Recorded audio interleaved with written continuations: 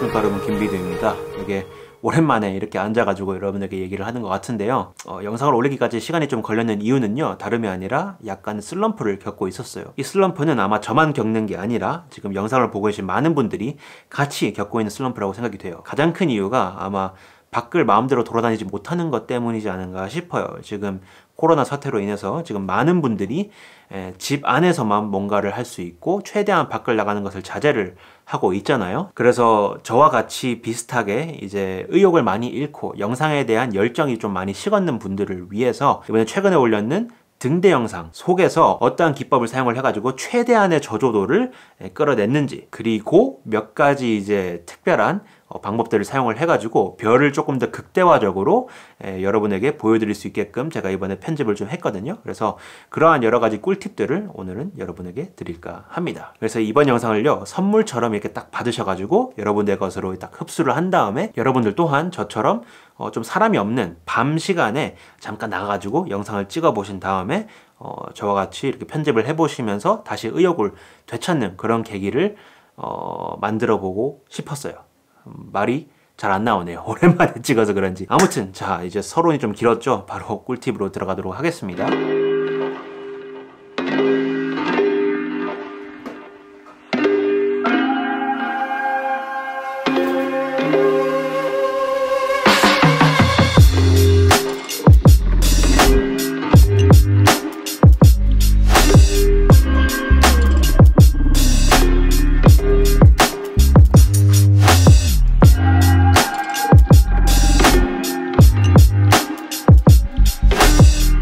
그렇다면은 우선적으로 EOSR의 저조도를 극대화시킬 수 있는 방법에 대해서, 그리고 제가 사용하는 렌즈에 대해서 설명을 드리도록 하겠습니다. 이번에 사용하는 렌즈는요, 제 렌즈가 아닙니다. 철인28호 필름님을 통해서 잠깐 빌리게 되는 렌즈인데요. 그 렌즈가 뭐냐면요, 타라! EF 50mm f1.2 렌즈입니다. 굉장히 비싼 렌즈고 굉장히 좋은 렌즈이죠.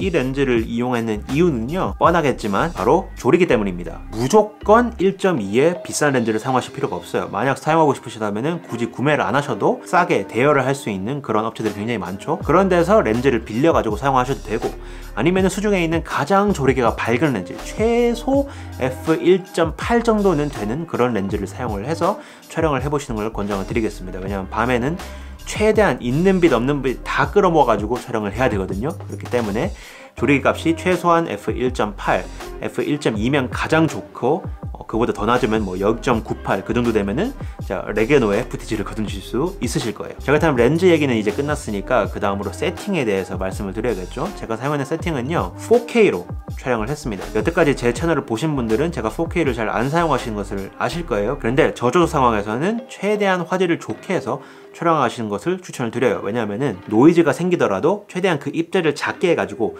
자글자글한 게 눈에 잘 안 보이고 살짝 필름 그레인처럼 보이게끔 만들어주기 위해서 4K로 딱 촬영을 했습니다.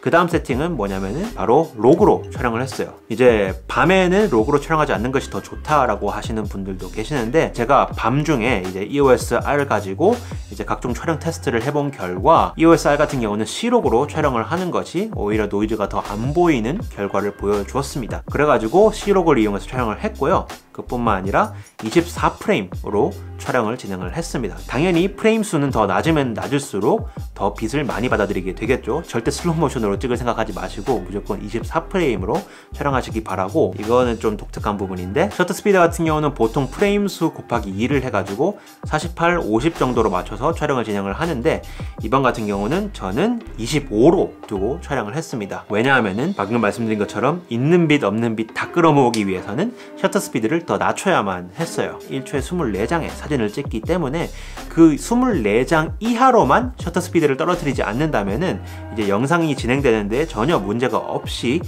촬영을 할 수 있기 때문에, 여러분들이 만약에 극적인 저조도 상황에서 촬영을 하신다, 그리고 이렇게 삼각대에 세워가지고 촬영을 하신다면은 셔터 스피드 또한 한 25 정도로 맞춰가지고 촬영을 진행을 해주시는 것이 더 좋은 선택이라고 말씀을 드리고 싶어요. 그리고 ISO 같은 경우는 EOS-R로 테스트를 해보니까 노이즈가 생길랑 말랑, 노이즈가 좀 생길 것 같은데 싶은 정도가 바로 ISO 6400이거든요. 그래서 ISO 6400으로 딱 두고 촬영을 진행을 했습니다. 자, 이렇게 해서 이제 전체적인 세팅을 총 정리를 해드리자면요, EOS R을 이용해서 4K 1.74배 크롭인 4K로 촬영을 했고 24프레임으로 촬영을 했으며 셔터 스피드는 25분의 1초로 뒀고 이제 F 값은 가장 낮은 F1.2로 하고 ISO는 최대한 이제 노이즈가 생기지 않는 선에서 높이는 ISO 6400으로 해가지고 촬영을 진행을 했습니다.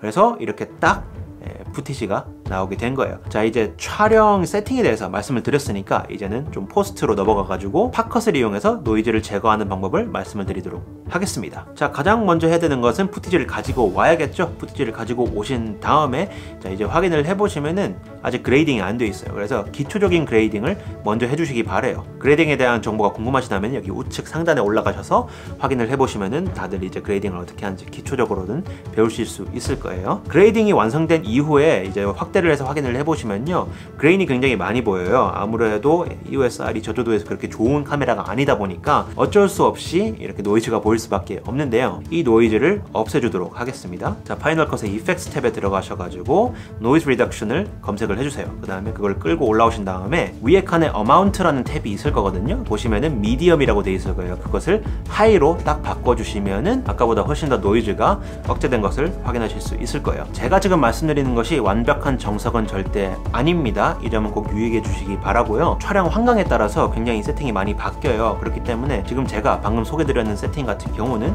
제가 촬영했는 상황에서 최대한 저조도와 샤프니스, 그러니까 선여도를 동시에 잡을 수 있게끔 세팅을 해준 겁니다. 자, 이런 식으로 이제 노이즈를 딱 줄여주셨으면은 그 바로 위에는 필름 그레인을 얹어 주었습니다. 그것은요, 이제 조금 더 영상을 이제 필름 카메라로 촬영했는 것처럼 그런 뭔가 시네마틱한 그런 느낌을 주기 위한 저희 선택이었고요. 제가 사용하는 필름 그레인 같은 경우는 셀룰로이드라는 웹사이트에서 돈을 주고 구매를 했는 필름 그레인입니다. 이번에 감성필름님께서 필름에 대한 영상을 다루실 때 이제 소개를 해주셨는 건데요, 그 영상의 링크는 이쪽 우측 상단에 달아둘 테니까 꼭 가셔서 보시기 바라겠습니다. 자, 이렇게 저조도를 잡는 방법에 대해서 설명을 드렸다면은 이번에는 제가 어떻게 별을 이렇게 잘 보이게끔 촬영을 했는지, 더 정확히 말씀드리면 별을 잘 보이게끔 편집을 해줬는지에 대해서 말씀을 드리도록 하겠습니다. 눈썰미 좋으신 분들은 캐치를 하셨을 수도 있는데 영상을 보시면요, 아무리 생각해도 앞서 말씀드리는 세팅이나 후반에 있는 편집을 이용해서 그 정도로 별을 일반 24프레임의 영상으로 캡처할 수 있는 경우는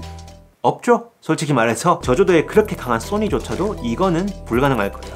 그렇다면 저는 어떻게 했냐, 바로 사진을 따로 촬영을 한 다음에 배경에 넣어줬습니다. 이게 굉장히 간단한 건데요, 등대가 지금 화면에서 보시다시피 굉장히 밝잖아요. 그리고 반대로 배경에 있는 하늘색은 굉장히 어두워요. 그래서 이 대비를 활용한 루마키 이펙트를 사용을 해가지고 배경에 있는 검은색을 날려주신 다음에 그 같은 날 같은 장소에서 촬영을 했는 하늘에 있는 별을 딱 뒤에 담아 주었습니다. 그렇게 한 다음에 여기서 이제 디테일을 살릴 수 있는 방법이 있는데요, 뭐냐면은 배경에 있는 거는요 사진이기 때문에 훨씬 더 이제 쨍하고 더 밝아 보이잖아요. 그런데 이거는 영상에 있어서는 현실성이 별로 없기 때문에 대비를 더 극심하게 만들어 가지고 그레이딩을 하셔가지고 조금 더 이거 영상일 수도 있겠는데 라는 그런 속임수를 주시면은 더 좋습니다. 그뿐만 아니라 사진이 너무 가만히 있으면은 딱 봐도 이거 사진인데 라는 게 티가 나기 때문에 등대 빛이 이쪽으로 간다면은 그 반대 방향으로 별이 이렇게 살짝 아주 조금 움직이게끔 이제 키프레임을 이용해서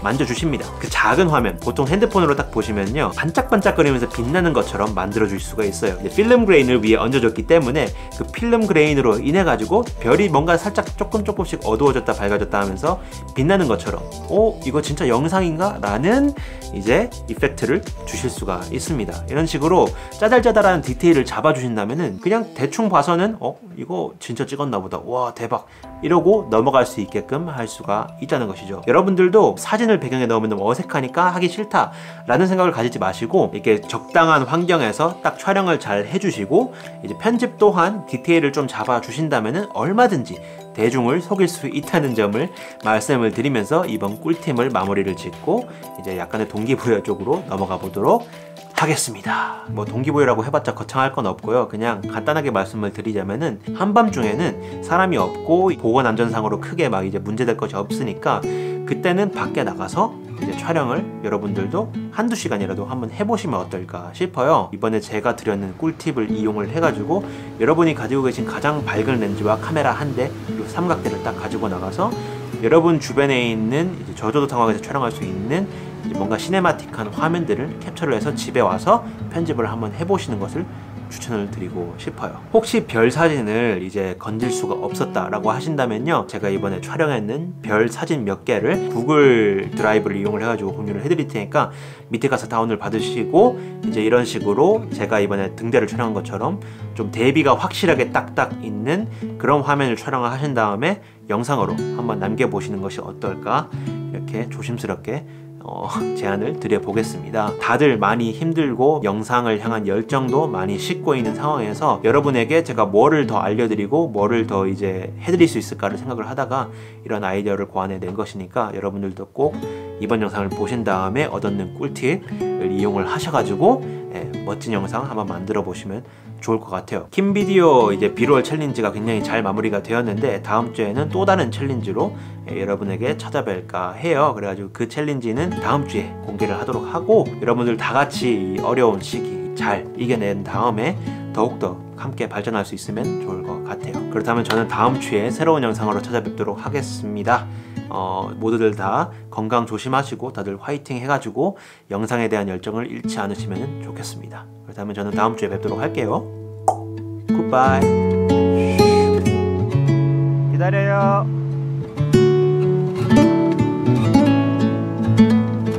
우후후후. 겁나 예뻐. 가져갈까?